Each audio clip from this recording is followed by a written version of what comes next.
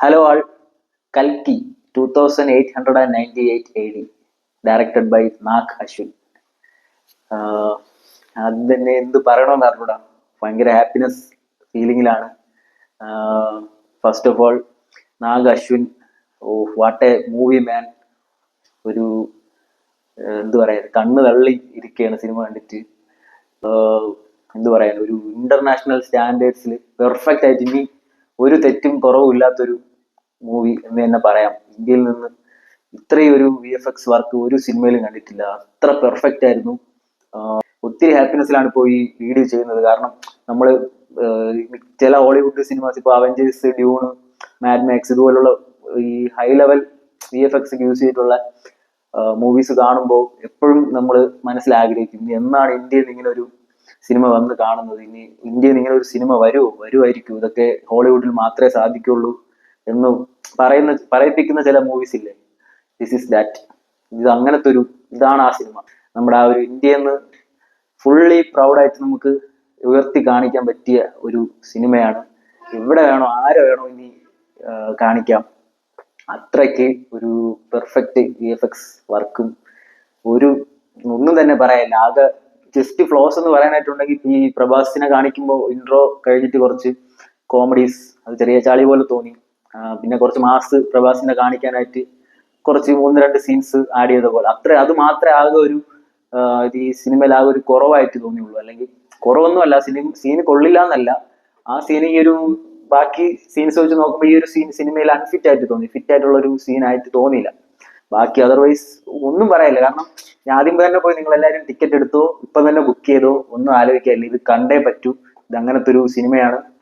അപ്പൊ ഈ സിനിമ ഇനി കാണാൻ പോകുന്നവര് ആമസോണിൽ ഇതിന്റെ ഈ കൽക്കി വേൾഡിന്റെ ഒരു ഇൻട്രോ ആയിട്ട് ബുജ്ജി ആൻഡ് ഭൈരവ എന്ന് പറഞ്ഞൊരു അനിമേറ്റഡ് സീരീസ്, ഒരു അരമണിക്കൂറുള്ള 2 എപ്പിസോഡായിട്ട് കഴിഞ്ഞ മാസം റിലീസ് ആയിട്ടുണ്ട്. അപ്പൊ ഈ ഒരു കൽക്കി വേൾഡിലോട്ടൊരു ഇൻട്രോ തിയേറ്ററിൽ നമ്മൾ എന്താണ് വിറ്റ്നസ് ചെയ്യാൻ പോകുന്നതിന്റെ ഒരു ചെറിയൊരു ഒരു ഐഡിയ, ആ ഒരു വേൾഡിന്റെ ഒരു എസ്റ്റാബ്ലിഷ്മെന്റ് നമുക്ക് ഈ ഒരു അനിമേറ്റഡ് സീരീസ് കണ്ടിട്ട് പോയി കഴിഞ്ഞാൽ കുറച്ചുകൂടെ മനസ്സിലാവും.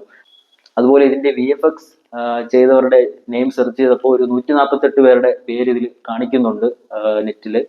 അപ്പോൾ ഒരു കൊളാബറേറ്റഡ് വർക്കാണ്. ഇന്ത്യ എന്നുള്ള കുറെ സ്റ്റുഡിയോസിലെ പേര് കാണിക്കുന്നുണ്ട്, ഫോറിനിലെ കുറച്ച് സ്റ്റുഡിയോസ് ഉണ്ട്. അപ്പൊ ഇതെല്ലാം കൂടെ ചേർന്നൊരു കൊളാബറേറ്റഡ് വർക്കായിട്ടാണ് ഇതിൽ കാണിക്കുന്നത്. അപ്പൊ മാസ്, കയ്യടി, വിസിലടി അതല്ല, ആ ഒരു വേൾഡ്, കൽക്കി വേൾഡ് നമുക്ക് വിഷ്വൽ കണ്ട് ആസ്വദിക്കാൻ കിട്ടുന്ന ഒരു അവസരമാണ്. എങ്ങനെ ക്രിയേറ്റ് ചെയ്യുന്ന പോലെ അറിയണം. ഇത്രയും ടെക്നോളജീസ് യൂസ് ചെയ്ത് ഞാൻ ഈ ഒരു കഴിഞ്ഞ ഇയറിലൊന്നും ഇറങ്ങിയ ഇംഗ്ലീഷ് മൂവീസിൽ പോലും ഇത്ര പെർഫെക്റ്റ് ആയിട്ട് VFX കണ്ടിട്ടില്ല. ഡ്യൂണും മാഡ് മാക്സ് അങ്ങനത്തെ മൂവീസ് ഒഴിച്ചാൽ വേറെ ഒരു സിനിമയിലും ഇത്രയും വർക്ക് ഞാൻ ഒരു സിനിമയിലും കണ്ടിട്ടില്ല. So happy. ഇപ്പൊ ഈ സിനിമയുടെ കാസ്റ്റ് നോക്കുകയാണെങ്കിൽ പ്രഭാസ്, കമൽഹാസൻ, അമിതാഭ് ബച്ചൻ, ശോഭന, അന്നാബെൻ, വിജയ് ദേവർകൊണ്ട ആൻഡ് ദുൽഖർ ചെറിയ ഗസ്റ്റ് റോളിൽ വന്നിട്ടുണ്ട്. പിന്നെ പശുപതി, ഒരുപാട് പേരുണ്ട്. നമ്മളെ ഇന്ത്യ എന്നുള്ള ഒരുപാട് ആൾക്കാർ, അവിടെ സൗത്തിൽ നിന്നും നോർത്തിൽ നിന്നും അവിടെ നിന്നും ഇവിടെ നിന്നുമായിട്ട് ഒരുപാട് ആൾക്കാരുണ്ട്. It's A cinematic Marvel. Perfection ആയിട്ട് VFX ഇന്ത്യയിൽ ഇത്രയും പെർഫെക്റ്റ് ആയിട്ട് ഒരു സിനിമയിൽ ഞാൻ കണ്ടിട്ടില്ല. ഈവൻ RRRലും ബാഹുബലീസിൽ പോലും ചെറിയ ചെറിയ സീൻസിൽ ചെറിയ ഫ്ലോസ് ഉണ്ടായിരുന്നു. പക്ഷെ ദിസ് മൂവി ഒറ്റ സീനിൽ പോലും തെറ്റെന്ന് പറയാനായിട്ടില്ല. എല്ലാം കിടിലൻ VFX എന്ന് വെച്ചാൽ ഇത്രയും ടെക്നോളജീസും ഇതൊക്കെ കാണിക്കുന്ന ഇതൊരു ഇന്ത്യൻ സിനിമയാണോ എന്ന് പോലും നമ്മൾ ഡൗട്ട് അടിച്ചു പോകും. ഓരോ ഫ്രെയിം കാണുമ്പോഴും ഇത് ഇന്ത്യൻ സിനിമ ആണോ, ഇന്ത്യയിൽ നിന്നൊരു മൂവിയാണ്. പ്രത്യേകിച്ച് തെലുങ്കിൽ നിന്ന് വന്നൊരു സിനിമയാണെന്ന് ഒരിക്കലും പറയില്ല. നിങ്ങൾ ആരും ഈ ഒരു സിനിമ മിസ്സാക്കല്. തിയേറ്ററിൽ നിന്ന് മാക്സിമം ക്വാളിറ്റി ഉള്ള തിയേറ്ററിൽ നിന്ന് തന്നെ കാണണം. IMAX-ലുണ്ട്. ഞാൻ 3D അല്ല കണ്ടത്, ഇനി ഒരിക്കൽ കൂടെ കാണണം. 3D IMAX-ലോ 3D-ലോ കാണണം. പിന്നെ ഞാൻ കണ്ടതും മലയാളമാണ്, തമിഴിന് ടിക്കറ്റ് കിട്ടില്ല, അങ്ങനെ മലയാളമാണ് കണ്ടത്. അപ്പം ലാംഗ്വേജിൽ 1-2 ഇഷ്യൂസ് വന്നിട്ടുണ്ട്. അത് തമിഴ് കാണുമ്പോൾ ചിലപ്പോൾ അത് കുറച്ചുകൂടെ ബെറ്റർ ആയിട്ട് തോന്നുമായിരിക്കും. ഏത് രാജ്യക്കാരുടെ മുമ്പിൽ നമുക്ക് ഈ ഒരു സിനിമ കൽക്കി ഫ്രം ഇന്ത്യ നമുക്ക് കാണിക്കാം. കാരണം നിങ്ങൾ കണ്ടു നോക്ക്, ഞാൻ കൂടുതലൊന്നും പറയുന്നില്ല.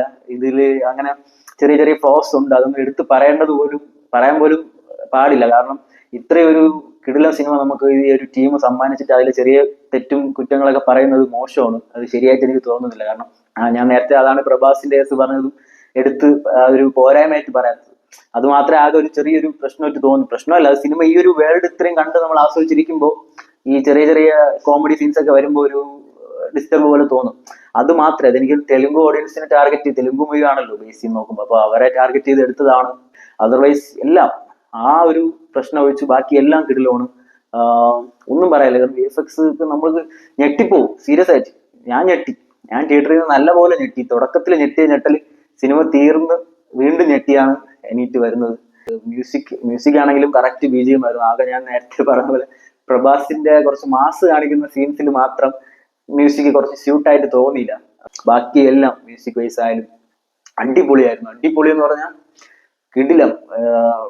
150 രൂപ അല്ലെങ്കിൽ നമ്മൾ 200 രൂപ കൊടുത്തെടുക്കുന്ന ടിക്കറ്റ് ഒരു 500 രൂപയുടെ മുതലുണ്ട് ഈ ഒരു സിനിമയിൽ കാണാൻ, സീരിയസ് ആയിട്ട്. അപ്പോൾ ആരും മിസ്സാക്കില്ല. ചിലപ്പോൾ ഇതുപോലെ കണ്ടിട്ട് ചില ഇഷ്ടപ്പെടാത്തവരുണ്ടോ എന്ന് എനിക്കറിയില്ല. ഞാൻ ഈ സ്റ്റോറി അതൊന്നും ഞാൻ എടുത്തു പറയുന്നില്ല. ഞാൻ ഉദ്ദേശിച്ചത് ഈ ഒരു വിഷ്വൽ ട്രീറ്റ് ആണ്. നമുക്ക് എല്ലാവരും കണ്ട് തന്നെ ആസ്വദിക്കേണ്ട ടെക്നോളജീസ്, ഏറ്റവും ഇഷ്ടം കുറെ സാധനങ്ങൾ ഇവര് ഭയങ്കരമായിട്ട് വർക്ക് ചെയ്തിട്ടുണ്ട്. നമുക്ക് അതിന്റെ റിസൾട്ട് ഇതിൽ കാണാൻ പറ്റും. കമൽഹാസന്റെ റോളായാലും അങ്ങനെയാണ്. കമൽഹാസനെ ഫസ്റ്റ് കാണിക്കുന്നതും എന്തൊക്കെയാണ് അവര് കാണിച്ചിരിക്കുന്നതെന്ന് നമ്മളതിനെ ഞെട്ടിപ്പോവും. എന്റെ പൊന്നെ, ഇത്രയും ഞാനൊരു ഇടയ്ക്കൊന്നും ഇത്രയും ഞെട്ടല് ഞാൻ സിനിമ കണ്ടില്ല. Director Nag Ashwin, bro you are awesome. ഒന്നും പറയില്ല, എന്ത് പറയണമെന്ന് പറഞ്ഞൂടാ. അങ്ങനത്തെ ഒരു ഫീലിലാണ് ഇരിക്കുന്നത്. So happy. ഇത്രയും എന്ത് പറയാ, ഒരു മഹാഭാരതം എപ്പിക് സാധനം, ആ ഒരു മഹാഭാരതത്തിൽ ഈ ഒരു സ്റ്റോറി കണക്ട് ചെയ്തിരിക്കുന്ന രീതി എല്ലാം ഒന്നുകൊണ്ടും ഈ സിനിമ ഭയങ്കര ഒരു ത്രില്ലിങ് അനുഭവം എനിക്ക് തന്നു. ഞാൻ ഇത് ടോട്ടലി എന്റെ ഒപ്പീനിയൻ ആണ് പറയുന്നത്.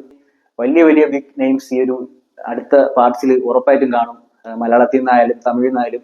ഇതിലുള്ള ആക്ടേഴ്സ് ഒന്നും അല്ല, ഇനി ഒരുപാട് പേര് കാണും. ഇപ്പൊ വിജയ് ദേവർകൊണ്ട അതിൽ കാണിക്കുന്നുണ്ട്, ദുൽഖറിനെ കാണിക്കുന്നുണ്ട്. ഇവർ രണ്ടുപേരാണ് ഗസ്റ്റ് റോൾ ആയിട്ട് ഇടയ്ക്ക് കാണിക്കുന്നത്. അപ്പൊ അവരുടെ എക്സ്റ്റൻഡഡ് വെർഷൻസ് ഒക്കെ അടുത്ത പാർട്സിലൊക്കെ കാണും ഉറപ്പായിട്ട്. ഇതിലവരെ കുറച്ചുപേര് പറഞ്ഞ അവരുടെ റോളൊന്നും അത്ര എറിച്ചില്ല. ഇതിൽ അവരെ അങ്ങനെ ഹൈലൈറ്റ് ചെയ്ത് കാണിച്ചിട്ടില്ല. ആ ഒരു സ്റ്റോറീസ് പറയുമ്പോൾ ജസ്റ്റ് കാണിക്കുന്നതേ ഉള്ളൂ. അല്ല അവരെ ഒരു ഇൻട്രോ ആയിട്ടും അങ്ങനെയല്ല കാണിച്ചിരിക്കുന്നത്. അവരൊക്കെ ഉറപ്പായിട്ടും ഇനി തീർച്ചയായിട്ടും അടുത്ത പാർട്സിലൊക്കെ അവർക്ക് വലിയൊരു മൂവി അല്ലെങ്കിൽ വലിയൊരു പാർട്ടി തന്നെ, നല്ലൊരു ക്യാരക്ടേഴ്സ് തന്നെ അവർക്ക് കാണും. ഇതെല്ലാം കറക്റ്റ് ആ ഒരു ബ്ലെൻഡ് ചെയ്തിരിക്കുന്ന രീതിയെല്ലാം കിടിലാണ്. വിഷ്വലാണ് ഇതിന്റെ മെയിൻ. ഞാൻ വിഷ്വലിന്റെ കാര്യമാണ് ഞാൻ എടുത്തെടുത്ത് വീണ്ടും പറയുന്നത്. വിഷ്വൽ എക്സ്ട്രാ വേഗൻസ് തന്നെയാണ് ഈ ഒരു സിനിമ. വിഷ്വൽ ട്രീറ്റ് ആണ്. ഒരിക്കലും ഈ ഒരു സിനിമ മിസ്സാക്കൽ. തിയേറ്ററിൽ നിന്ന് ഫോണിൽ വരുമ്പോൾ കാണാൻ പറഞ്ഞിരിക്കല്ലേ. നിങ്ങൾ കണ്ട് ഇപ്പൊ തന്നെ തിയേറ്ററിൽ നിന്ന് ബുക്ക് ചെയ്തോ, ഒരു കുഴപ്പമില്ല. പൈസ ഒരിക്കലും നഷ്ടമാവൂല. അപ്പൊ അടുത്ത പാർട്ടിനൊക്കെ വേണ്ടി കട്ട വെയിറ്റിംഗ് ആണ്. ഇതിന്റെ ബാക്കി ഇനി കൂടുതൽ ഡീറ്റെയിൽസ് ഒന്നും പറയേണ്ടതില്ല. ഇപ്പൊ ക്യാമറ ആയാലും മ്യൂസിക് ആയാലും എഡിറ്റിംഗ്, ഇതൊന്നും ഇങ്ങനെ ഓരോ ആസ്പെക്റ്റും എടുത്ത് പറയേണ്ട കാര്യമില്ല. ഇതൊരു എന്ത് പറയാ, ഒരു സംഭവം തന്നെയാണ് ഈ ഒരു സിനിമ. ഇങ്ങനെ ഒരു സിനിമ നമുക്ക് ആസ്വദിക്കാനായിട്ട് ക്രിയേറ്റ് ചെയ്ത് തന്നതിൽ ബിഗ് താങ്ക്സ്. ഇതിന്റെ പ്രൊഡ്യൂസേഴ്സ് പ്രിയങ്ക ദത്ത്, അശ്വിൻ ദത്ത്, സ്വപ്ന ദത്ത്. ഈ ഒരു വേൾഡ് ബിൽഡ് ചെയ്ത് എടുത്തതിൽ ഒരുപാട് താങ്ക്സ് ഉണ്ട് ഈ ഒരു കാസ്റ്റ് ആൻഡ് ക്രൂ. പ്രത്യേകിച്ച് ഡയറക്ടർ നാഗ് അശ്വിൻ. എന്ത് വിഷനാണ് പുള്ളിയുടെ ഒരു പിടിയും കിട്ടില്ല. കാരണം നമ്മൾ ഇന്ത്യയിൽ നിന്ന് ആരും ചിന്തിക്കാത്ത തന്നെ കാരണം നമ്മൾക്കൊരു ബെഞ്ച് മാർക്ക് പോലെ വച്ചിരിക്കുന്നത് ഈ ഒരു രാജമൗലി, ശങ്കർ, ഈ ഇടയ്ക്ക് പ്രശാന്ത് നീൽ, അവരൊക്കെയാണ് ആ ഒരു ബെഞ്ച് മാർക്കായിട്ട് വെച്ചിരിക്കുന്നത്. പക്ഷെ അവരുടെ നിന്നൊക്കെ ആ ഒരു ഒറ്റ പോക്കാണ് പോയത്. അവരുടെ ഒപ്പം പോലും അല്ല. അതിൽ നിന്നൊക്കെ ഒരു ഹൈ എൻഡിലോട്ടാണ് ഈ ഒരു നാഗ് അശ്വിൻ ചിന്തിച്ചിരിക്കുന്നത്. കുറ്റവും കുറവും ഇതിൽ പറഞ്ഞ് ഒന്നും ചെയ്യേണ്ട കാര്യമില്ല. സിനിമ കണ്ട് ആസ്വദിക്കുക മൊത്തത്തില്. കമലഹാസൻ ആൾസോ ലാസ്റ്റ് അതുവരെ തീരുന്നവരെ വേറൊരു ലുക്കിലായിരുന്നു പുള്ളിയുടെ.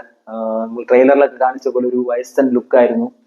പടം തീരുന്നതിന് മുമ്പേ തിരിച്ചു വരുന്നുണ്ട് മോനെ കമലഹാസൻ. അടുത്ത പാർട്ടിലൊക്കെ വെയിറ്റിംഗ് ആണ്. പ്രഭാസിന്റെ അതേ ക്യാരക്ടറിന്റെ ഒരു ഇരട്ടിയായിട്ടുള്ള ഒരു ക്യാരക്ടറായിരുന്നു അമിതാഭ് ബച്ചൻ്റെത്.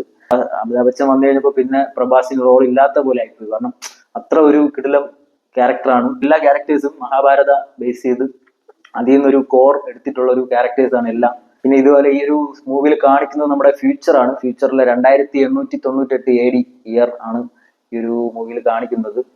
അപ്പോൾ ഈ സിനിമ എല്ലാവരും തിയേറ്ററിൽ നിന്ന് തന്നെ മാക്സിമം എൻജോയ് ചെയ്യുക. താങ്ക്സ്.